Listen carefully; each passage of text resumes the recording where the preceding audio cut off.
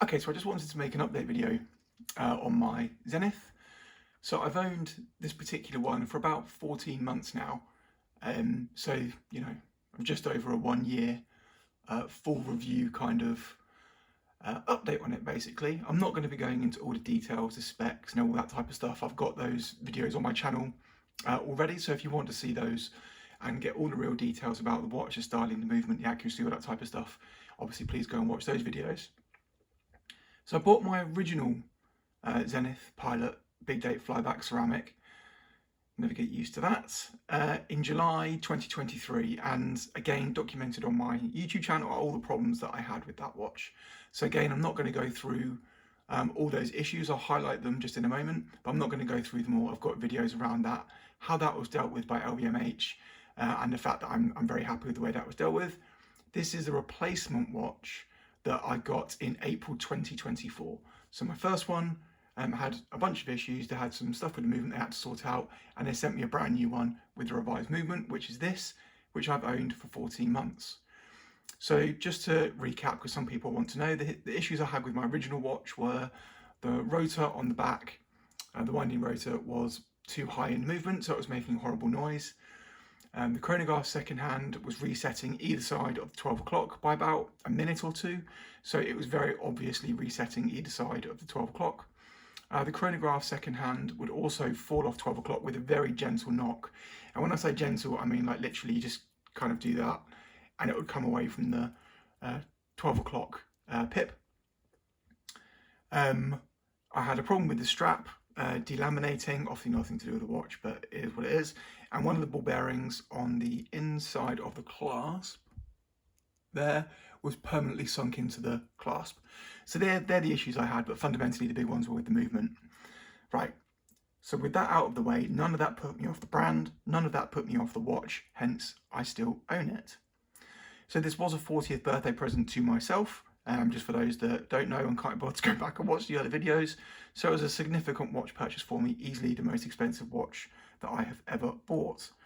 I've owned this watch, as I say, for 14 months now, and I've used it a lot. I wear it most out of all the watches I've ever owned and of the watches I currently own. I've been on holiday with it to Venice. So yeah, it's not like it hasn't been used a lot, been through airports, taken on planes, all that type of good stuff. So I'm going to split my kind of thoughts into the aesthetics, legibility, comfort, durability, interacting with the movement, because I think that's quite important, and then the things I don't like about the watch, and then that's it. This isn't intended to be a huge video, so hopefully I'll keep this pretty brief. So obviously I like how the watch looks. I'm not going to go into, I'd say, all the design details that I really like about the watch, but I do very much like how it looks, otherwise I wouldn't have bought it in the first place. One of the great things about it is the quick change strap system. So IWC have now taken this on. I'm pretty sure Zenith were the first people to do it. And I've just noticed, I think Panerai have as well. So you literally push, and I'll show you in a sec, this bit here, it releases the strap from the spring bar and you can change it in seconds. So you literally push that little bit. I'll show you in there.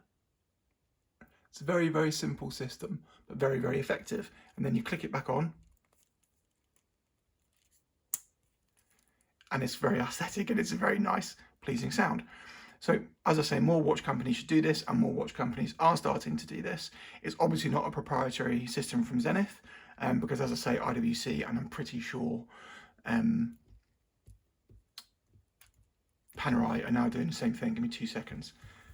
One of the other great things about the aesthetics is the movement. This is what watch geeks are in this for, right? The movement is fantastic. The column wheel is unnecessarily blued just for aesthetic purposes, and I found that out from talking to the guy who actually made this movement and designed this movement at Zenith. But you can really see all those incredible details of that movement, and I will often just take off the straps because it's easy enough to do and just look at the movement and look at it work. What a thing. Absolutely love it. And again, on she goes. Right, legibility. Obviously, being a pilot's watch, one of the key things about it is legibility. The contrast of the black and the white is fundamental to that legibility. The handset is very bold, very white, a really good size. You can literally glance at the watch and tell the time. it's one of the most legible watches I've ever had. Obviously, you've got other watches that are similar. So my Pelagos 39 and other dive watches there are pretty legible too. But it's definitely the most legible of all the chronographs that I've looked at, reviewed, had hands-on with. Well, the Arabic numerals. Oh yeah, okay. So because they're Arabic numerals, they're numbers 1, 2, 3, 4, 5, as opposed to markers. Again, it just makes your brain have to do less work when you look down at the time. So again, it just makes it that little bit easier to tell them time as opposed to just having markers, which make you take just that extra half second or something to digest what that time is. The big date, you know, I'm getting older. Luckily, my eyes are still good. But the big date, it was surprising how much I actually use a date function on my watch as opposed to my calendar or something like that on my phone.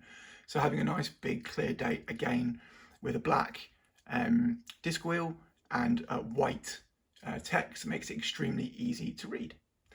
Comfort is extremely comfortable. It's 107 grams, so it's the same as my titanium Pelagos 39 that I used to have. And I think people kind of underestimate how much lightweight adds to comfort on the wrist. People talk about wrist fatigue and stuff like that. You know, if you've got a big heavy watch, you'll know what I'm talking about.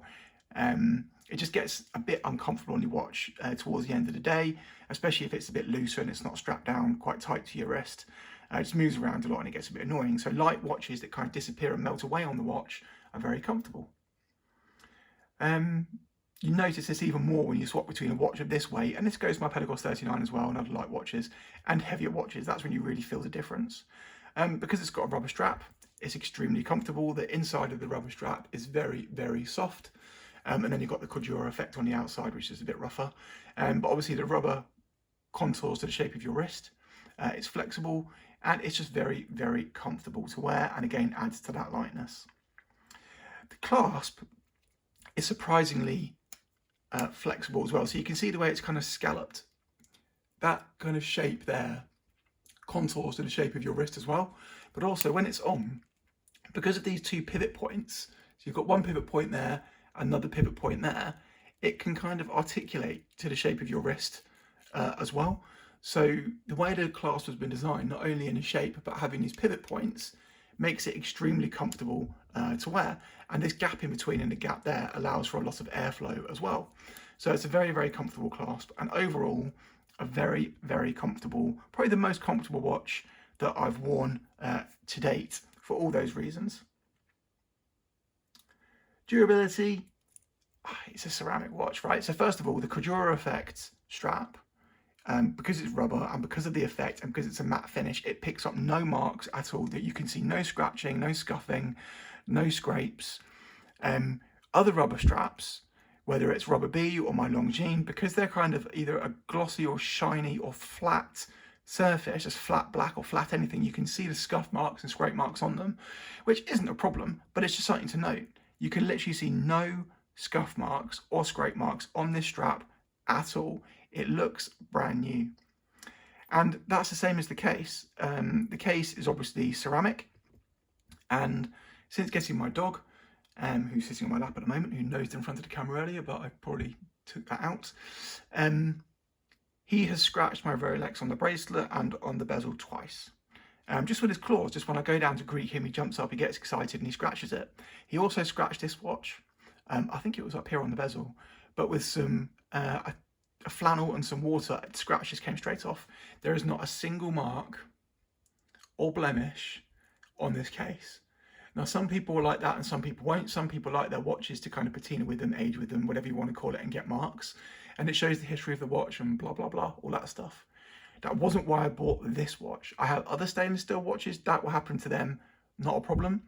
One of the use cases for this watch was that it will look new the whole time. And that isn't for everyone, but it is for me. So the combination of the strap and the ceramic case, it's been absolutely brilliant. Also, I've knocked this watch into walls, into door frames, obviously not crazy hard, into doors, into door handles. All the marks just wipe off. And you know, I haven't had any chipping that people are really worried about, cracking, anything like that. You really have to do something extreme to crack the case. And if you're cracking a case on a ceramic watch, you are hugely denting a case on a gold or stainless steel watch. So if you're doing enough damage to really crack up a ceramic watch, then you're also, and having to get the case replaced, you'd also have to get the case replaced on a steel watch or a gold watch. So for me, people really worry about that. I've got no problems with that. I've never had any issues with it. And like I say, I've knocked it about a few times. So being able to wear it, knock it about and have it still look brand new, for me, is a massive, massive plus, although I appreciate that won't be for everyone. The clasp, I think it's PVD or DLC coated, that will scratch up. You won't be able to see it. There's one tiny mark on the clasp, but there's no way I'll be able to bring it out in this lighting. But it's such a small piece when it's done up. So I do that. That's literally the only bit that's exposed. So yeah, from a durability perspective, absolutely over the moon with it. And I think the important thing for me is the ceramic doesn't look like plastic. So Zenith's new watches, some of their new watches and some of the IWC's ceramic watches do look a bit plasticky for me. Because of the way this one's finished, it doesn't look like plastic. So I'm very, very pleased about that. And I wouldn't have bought it if it looked like the other ones, to be honest. Right, interacting with the watch. This is one of the best bits. So they put, and if you watch all the initial reviews, the amount of effort they put into making the, and again, I've got videos on this when you can hear it, but it doesn't really translate over film. And the amount of pressure you need to put into the top pusher, the bottom pusher is amazing. So it feels very tactile. It's a very nice feel to the movement when you press that pusher. The top pusher deliberately has a little bit less resistance than the bottom one. So in the dark, if you have to do it, even when it loomed up, you can tell the difference between which one you're pressing. Not that you wouldn't be able to anyway, but you can instantly tell the difference because of the pressure. The way the crown pops out when you use it, again, you can't hear it, so. And then when you're actually winding the watch and changing the date wheel, the winding of the watch is the smoothest wind of any watch I've ever had. When you pop out the crown, it's very, very easy to get into each position. Even my Rolex Explorer, what was it, 16570, I think it is. It's not that easy to get each position to do the functions. So whether you're winding, whether you're changing GMT, hacking, whatever, it's not actually as easy as you think. And sometimes you've got to put it back in, wind it, take it out, and then it's easier. With this one, it's very, very easy to find every single position that you need to. When you change the date, it's one of my favorite things.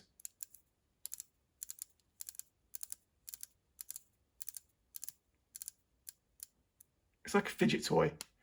Ah, bummer. It's absolutely fantastic. I